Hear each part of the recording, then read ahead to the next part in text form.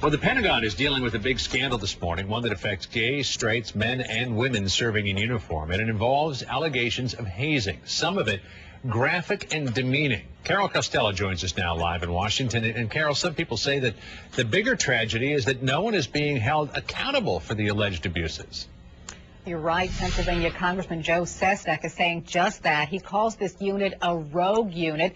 Sestak, a former Navy admiral, is so disturbed about allegations of abusive hazing in the Navy's K-9 unit in Bahrain, he's demanding answers from the Navy, asking the same question some sailors are. Where is the accountability? Slow down. Joseph Rocha is not hiding anymore. He's out and proud. But it wasn't always that way.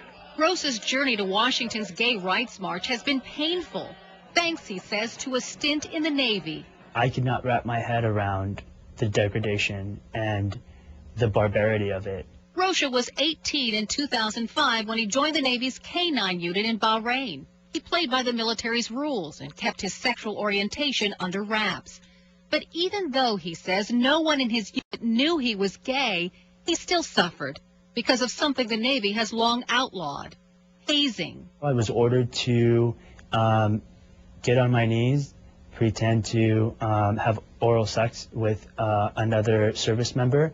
I was instructed as to how to be more queenie, more queer, more homosexual, more believable. And who was instructing you to do these things? My chief. Rocha says the hazing was widespread. Gays, straights, and women in his unit were targets too. In its own investigation of the Bahrain unit, the Navy found more than 90 incidents of hazing and other abuses, with sailors hogtied, force-fed liver dog treats, and told to make dog and duck sounds, and duct taped to a chair, rolled outside, and then left in a dog kennel until released. According to the investigation, Rocha and several others in his unit also allege the man who ordered much of the abuse was Chief Master-at-Arms Michael Toussaint. He loved his authority. He loved his power. Sean Hogan says he was hazed too. He and other sailors told CNN that Toussaint created such an atmosphere of fear, no one was immune, even Toussaint's number 2, Jennifer Valdivia. On video, I witnessed another training scenario where Michael Toussaint ordered Jennifer Valdivia, his second in command, to, well, she was dressed apparently only in a bed sheet, and she was handcuffed to a bed in a barracks room, and she was in almost like a cat fight with 2 other women. It's unclear whether Toussaint was found to have violated any rules or if any disciplinary action has been taken against him. We do know he has since been promoted to senior chief, working with the Navy SEALs. We tried for a week to reach Toussaint for a comment. He didn't respond. Navy spokesman told us he is now deployed and declining interview requests. As for Toussaint's number 2, Jennifer Valdivia, her father told us she expected to take the fall for what happened in Bahrain. She committed suicide after posting this message on MySpace. Tired of being blamed for other people's mistakes. Do you still love the Navy? I love the Navy. I love the Navy. How is that possible now? Because I understand that this is not a representation of the military. But Rocha has left the Navy. He's in college now and hopes one day the Navy will do what's right and hold someone accountable for what happened in Bahrain.